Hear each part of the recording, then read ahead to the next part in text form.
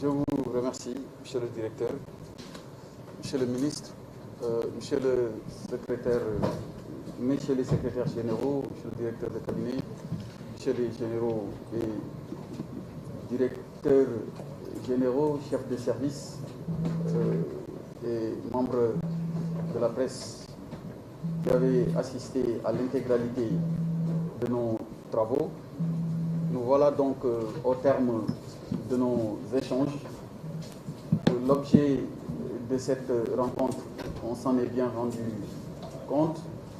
était d'abord, dans le cadre du déclenchement du plan Orsec, de faire un état des lieux qui a été accompagné par un diagnostic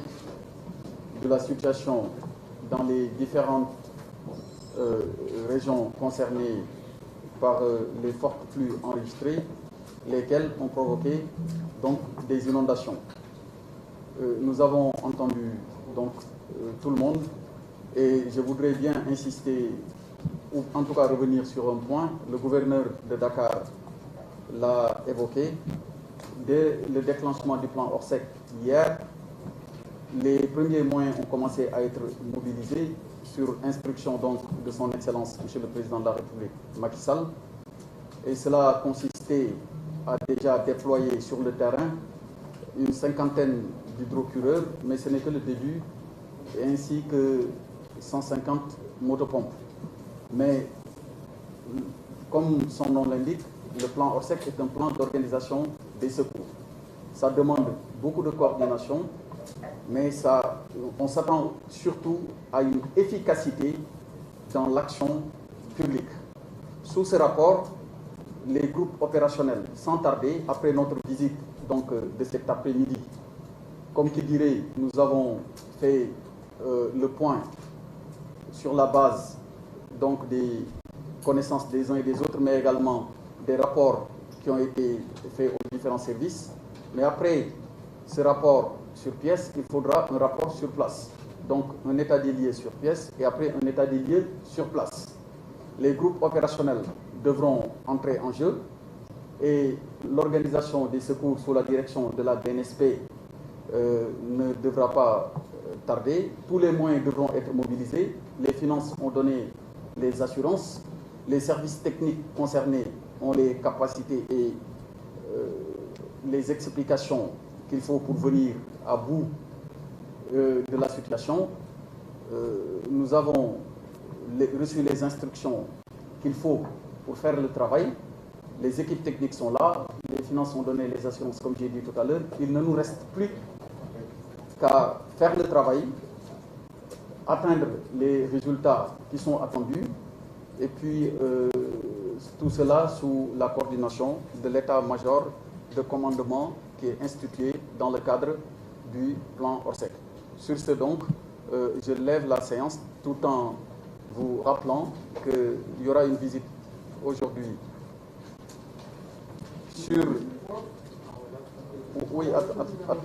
attendez d'abord. Donc, il y aura une visite de terrain et après, dans le cadre donc, de la mise en œuvre des décisions qui seront arrêtées, les moyens devront être déployés pour apporter tout le secours nécessaire aux populations qui sont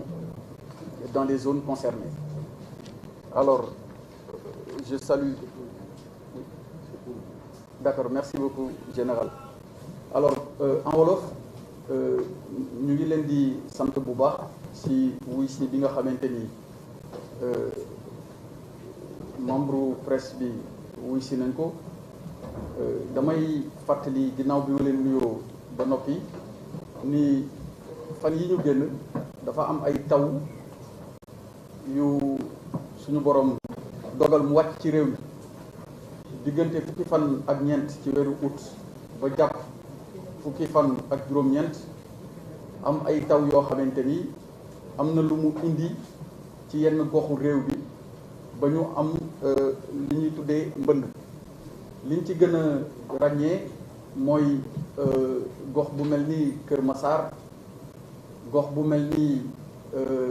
Rufisque, gox bu mel ni Pikine ak Guédiawaye fii ci région wu Dakar waaye suñu demee ci yeneen région yi tamit région wu Kaffrine am na ci ay gox yoo xamante ni ndox mi am na ay jéye yu mu fa indi. bu ñu demee gox bu mel ni région Diourbel tamit ci wàllu Touba ci Kër Ñang quartier Kër Ñang ak quartier Ndamatu waaye tamit ci wetu marché Ocass ak lépp li nga xamante ni laal na mbal. bu ñu demee également ci région wu Thiès li nga xamante ni ci tudd traversé nañ ko léegi bi ñu jugee Dakar donc suñu jaaree Thiès laata ñuy yegg région Diourbel gis nañ ni foofu tamit am nay zone suñu demee fu mel ni Joal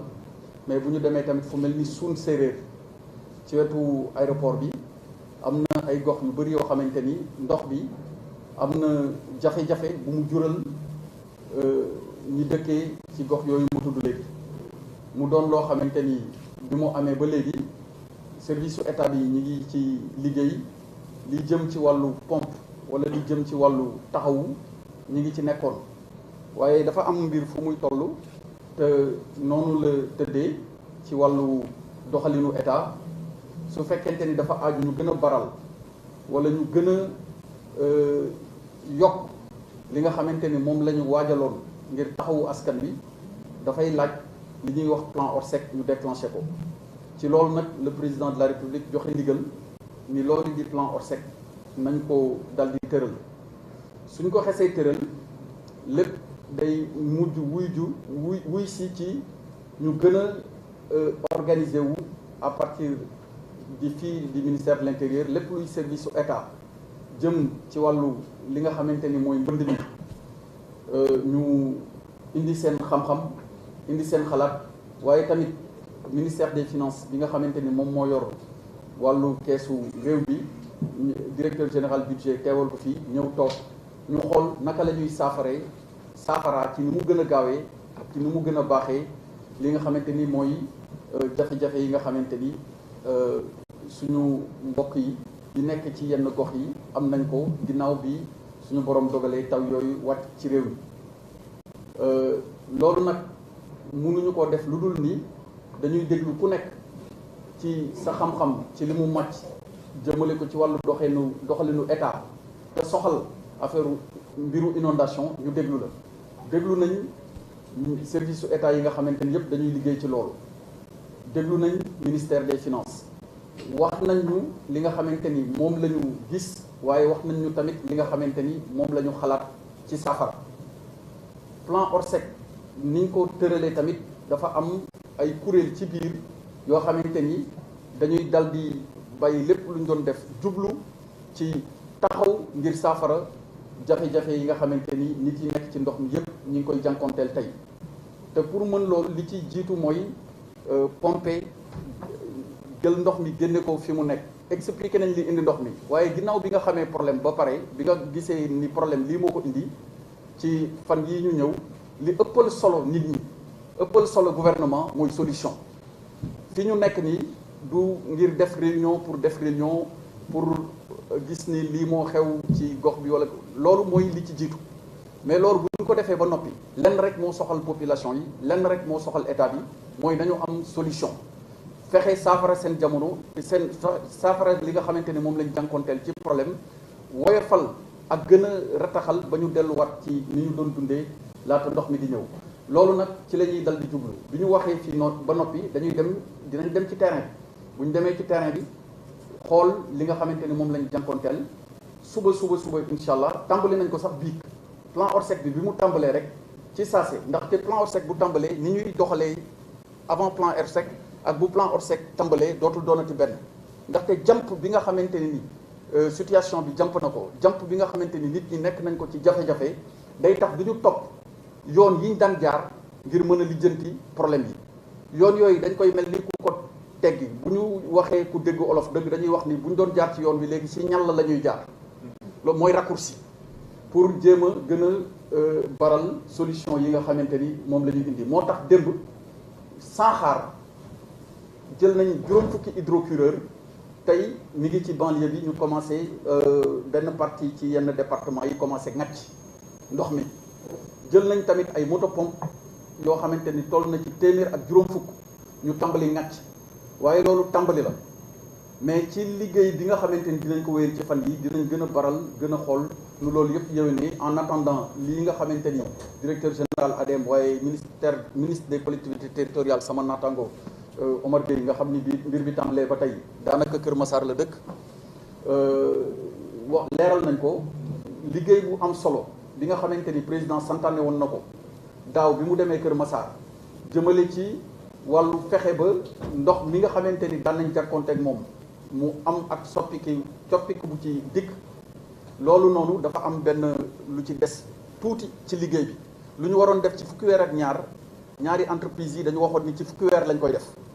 waaye baral ba ci juróom benn weer soo jëlee téeméer bu nekk ci li ñuy xaar ci liggéey bi daanaka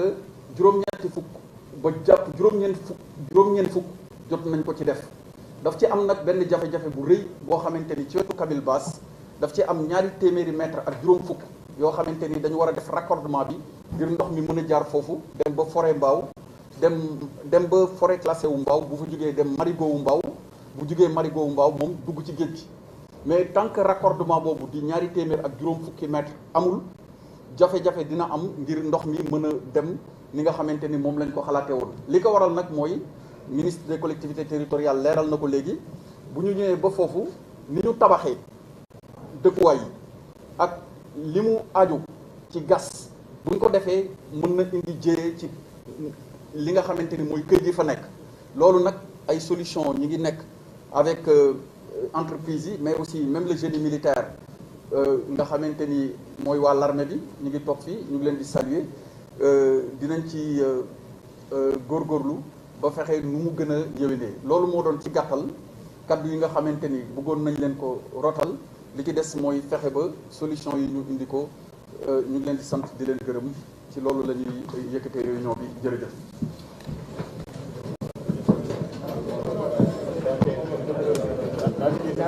Oui, c'est à 15 heures. À 15 heures.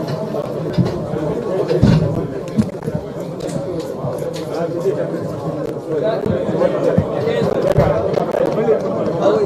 après.